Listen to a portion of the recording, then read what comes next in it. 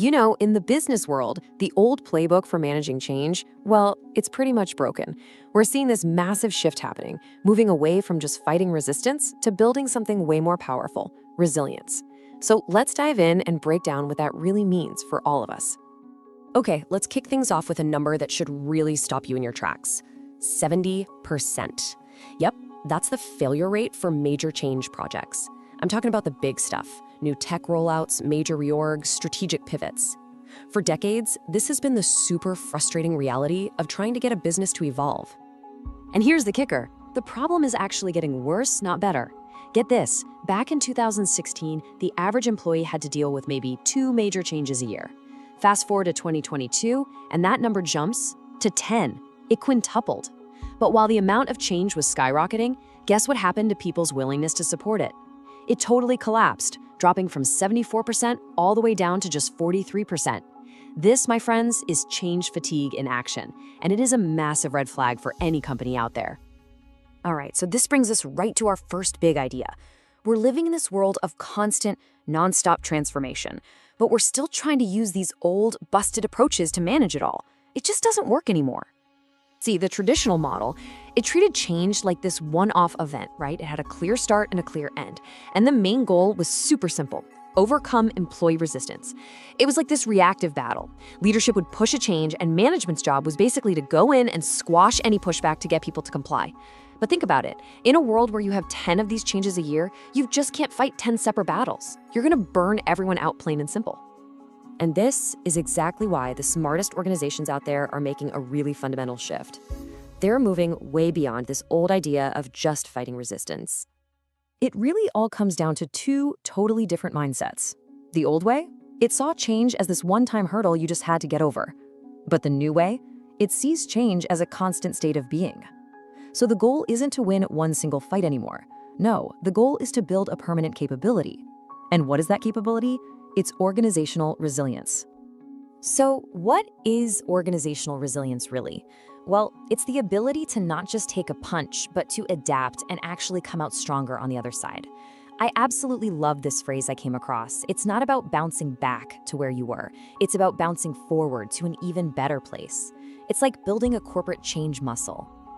And look, this isn't just some fluffy, feel-good idea. It is a powerful, honest-to-goodness competitive advantage. Just imagine an organization that can handle this relentless pace of change without completely burning out its people. An organization that sees disruption not as a threat, but as a genuine opportunity for growth. That's what resilience gives you. It lets you move faster and smarter than all your rigid competitors. Okay, so we've covered the what and the why. Now let's get into the good stuff, the practical how. How do you actually build this resilience in your organization? Well, it really boils down to 4 core strategies. All right. These 4 keys are embracing agility, leveraging technology, fostering a people-centric culture, and investing in continuous learning. Let's break each one of those down. First up, agility. So instead of dropping some massive, rigid plan on everyone from the top down, you implement change in smaller, more manageable steps. This lets you pilot ideas, get constant feedback, and, adjust on the fly. Suddenly, change stops being this top-down mandate and becomes a genuinely collaborative process. Second, you've got to leverage technology. And I'm not just talking about sending out more email updates, okay? This is about using things like data analytics to actually predict where you might hit some friction points, where people might get confused. And it's about using collaboration tools to keep everyone aligned and in the loop. The right tech can make a huge organization feel small and connected, even during a massive transition. Okay, the third strategy. This one might be the most important of all. You have to focus on the people. At the end of the day, every change is a human experience. This means communication has to be clear and empathetic. It means creating psychological safety so people feel comfortable voicing their concerns without fear. And it means giving employees a real sense of ownership in the whole process. Because when people feel respected, they stop being resistors and they start being partners. And finally, number 4, continuous learning. A resilient organization is, by its very nature, a learning organization. When your people are constantly upskilling and when they feel safe enough to experiment, and yeah, that means failing sometimes, they just naturally become more adaptable. Change stops being this scary threat and turns into a real opportunity to learn and to grow. Now, you can have all these amazing strategies in place, But I gotta tell you, they will absolutely fail without the right foundation. And that foundation, it's all about leadership and culture.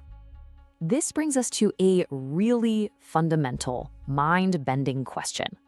What if we've been looking at resistance all wrong this whole time? What if it isn't a problem that needs to be crushed, but a signal, a source of incredibly valuable feedback? Well, this is the exact thinking behind a program at Intuit called Dare to Disagree. I love this. The software company actively encouraged its employees to challenge ideas, to push back. And why would they do that? Because they understood that disagreement wasn't getting in the way, it was fuel. By actually harnessing that resistance, they turned it directly into innovation. This right here is what resilient leadership looks like in action.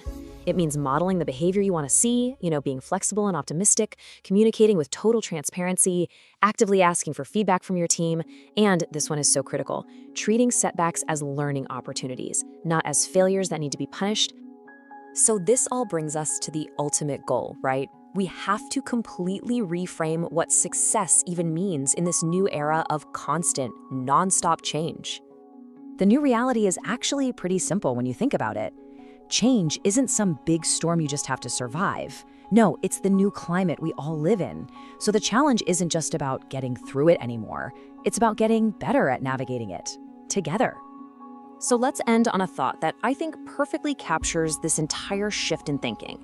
The goal isn't to build an organization that resists change.